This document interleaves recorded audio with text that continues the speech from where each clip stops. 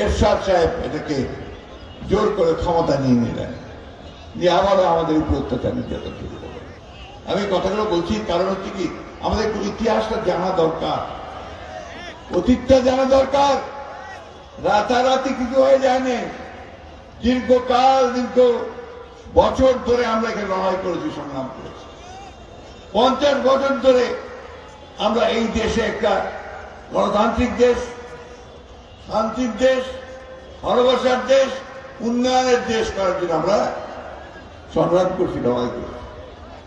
দুর্ভাগ্য আমাদের আওয়ামী লীগের হাতে যখন দ্বিতীয়বার ক্ষমতা আসলো 2008 সালে 9 সালে, তারপর আবার শুরু হলো অত্যাচার, নির্যাতন, নিপীড়ন।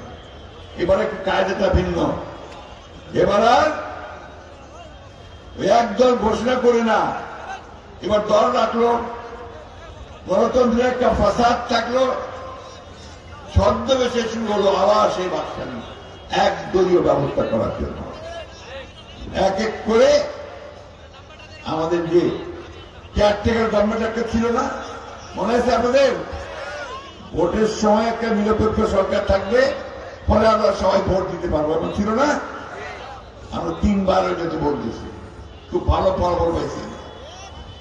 দুঃখের কথা, আওয়ামী লীগ আসার পরে 2012 সালে সেই ব্যবস্থাটা বাদ দিয়ে দিল। ব্যবস্থা কি করলো? যে দলীয় সরকারের অধীনে নির্বাচন হবে, অর্থাৎ আওয়ামী লীগ ক্ষমতায় থাকবে আর নির্বাচন হবে, ভোট হবে। এখন শিয়াল যদি আপনার মুরগির খাঁচার মধ্যে ঢুকায় দেন, তাই তো করছে। আওয়ামী লীগ ঢুকছে আর কাউকে ভোট দিতে চায় না, একাই সে রাজা হয়ে বাড়ে গেছে, তাই না?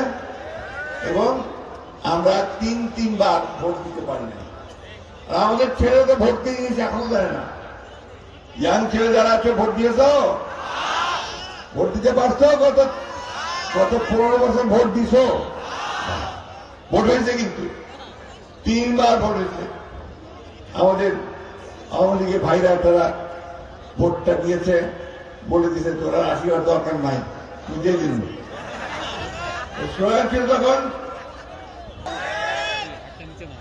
এই যে ভোট ব্যবস্থা শেষ করে দিল, মানুষ আর পছন্দ মতো ভোট দিতে পারলো না, এটা আওয়ামী লীগ সরকার করছে। এটা একটা দিক, আমার ভোটের অধিকার কেড়ে নিল।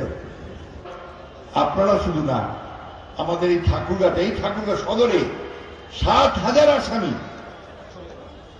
আর 100-এর উপরে মামলা, আর সারা দেশে 60 লক্ষ মানুষের বিরুদ্ধে মামলা দিয়েছে আওয়ামী লীগ। 60 লক্ষ।